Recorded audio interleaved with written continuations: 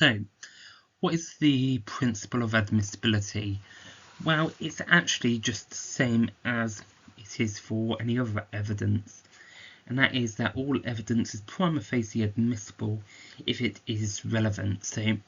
you will see from the very start of this series of lectures that any evidence which is relevant can be admitted to either prove a fact and issue or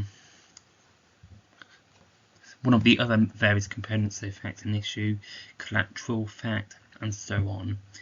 And this is seen very much in Attorney General's reference number 3 of 1999, which essentially summarised the law and how prima facie evidence which is admissible is relevant. And this was also seen in the Crown and Leatham in 1861, where the judge in that case essentially said it doesn't matter how evidence is obtained,